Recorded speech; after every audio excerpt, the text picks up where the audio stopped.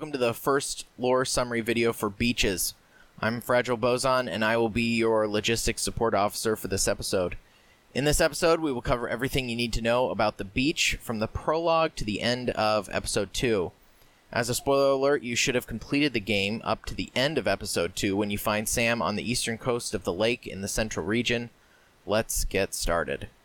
It's important to note that this is one of the most important themes in all of Death Stranding to understand what's happening, but at the same time, it's also the most difficult to understand and the most mysterious concept. As Hartman says, beaches are both a concept and a reality. Hartman believes that the closest parallel concept to describe beaches is that of a multiverse. According to the Encyclopedia Britannica, a multiverse is a hypothetical collection of potentially diverse, observable universes, each of which would comprise everything experimentally accessible by a connected community of observers. Multiverse is a concept like saying that there are essentially an infinite number of universes all connected that comprise everything that exists, the entirety of space-time, matter, knowledge, everything. As Douglas Adams would say, life, the universe, and everything. The individual's mind influences their own discrete or personal beach. Individuals are irrevocably linked to their beaches. Counselors conducted research to help understand individual beaches, but that research was said to be more of a fad and didn't seem to produce any notable results. Beaches are linked to consciousness. Beaches, however, are not just related to consciousness, or at least not consciousness alone. Beaches are linked to the concept of a corpse necrotizing, and it's been observed that since animals don't necrotize, it's believed that they do not possess beaches themselves. So to say that consciousness is the only requirement for beaches isn't entirely accurate. Hartman observes the exact same truth about AI, since the function of beaches is to connect the worlds of the living and the dead. An AI cannot have a beach because it was never born. It was never really alive to begin with. In Chapter 2, we're told that beaches are a tremendous tool for instantaneously transferring large quantities of data, which is the purpose of the chiral network. The chiral network takes advantage of the beach, which exists outside of time, so transferring large quantities of data happens instantaneously. Hartman notes that it's like sending data back in time, similar to the event horizon of a black hole that allows you to gaze back in time due to the redshift of light. Before the Death Stranding, when an individual dies, they pass on to the afterlife, but after the Death Stranding, when individuals die, they first pass into the seam, which is an ocean-like world or dimension, and after the seam, an individual goes to the beach, and after the beach, to the afterlife, or the other side. Individuals somehow become stranded on their beaches, which allows them to attempt to reconnect to the living world, which is what BTs are. People stranded on their beach. That's why they're called BTs, beached things. The Death Stranding interrupted an individual's progress to the afterlife in some strange way, but we don't really understand it. Beaches mirror our world, not exact copies, but not entirely different. Hartman describes the mirror aspect as your own hands. If you place your palms together, you can see your hands mirrored, but if you place both palms up and lay your hands one on top of another, you'll find that your hands are not exact copies, but mirror images. In the same way, beaches are mirror images of our realities, although not exact copies. Beaches first appeared after the Death Stranding, and it wasn't until the beaches appeared that we could detect chiralium. Some people think that beaches were the dimension that granted us the ability to perceive chiralium. The concept of beaches was taken almost entirely, I think, from the dream world of H.P. Lovecraft.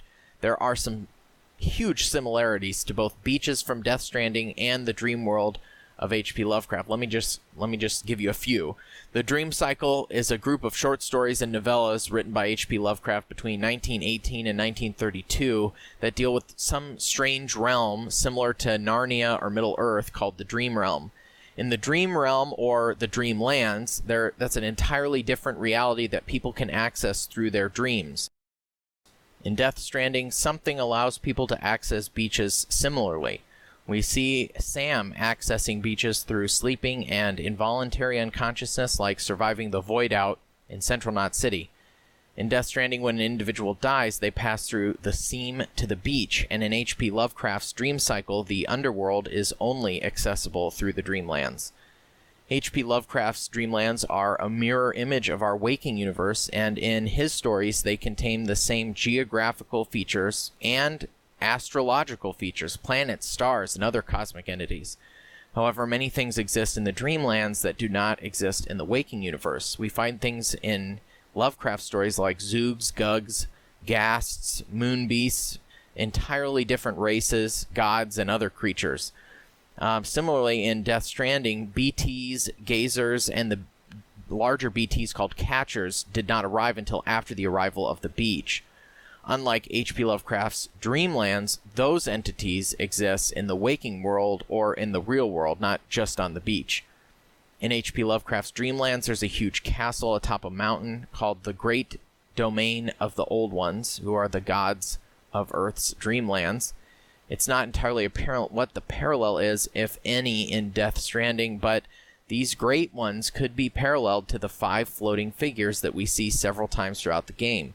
I will be doing an additional video about the 5 floating figures later.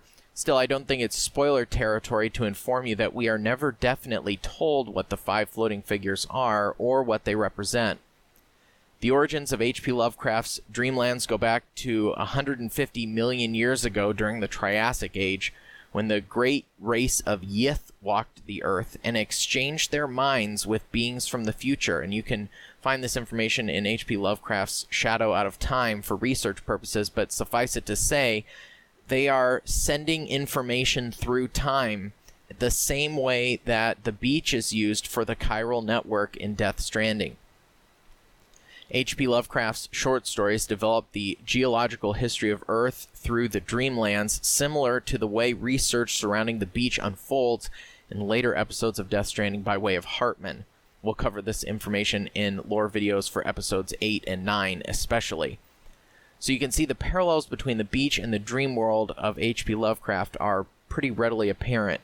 Hideo Kojima doesn't hide his Lovecraftian influences in Death Stranding. You can see them clearly in the dead sea creature corpses of crabs and whales washed on to the shore, and through the tentacle catcher BT monsters sprinkled throughout the game. There's also a parallel of this theme of seeking the knowledge of the unknown and fantastic that may be forbidden and could harm humanity rather than help humanity. But like H.P. Lovecraft's stories, those involved in uncovering this hidden knowledge mean well, even if their labor results in horrible things. Hold on to that knowledge for more videos later. That's all for this lore summary video. Thanks for watching. Stay tuned for more, but in the meantime, keep on keeping on, and remember, tomorrow is in your hands.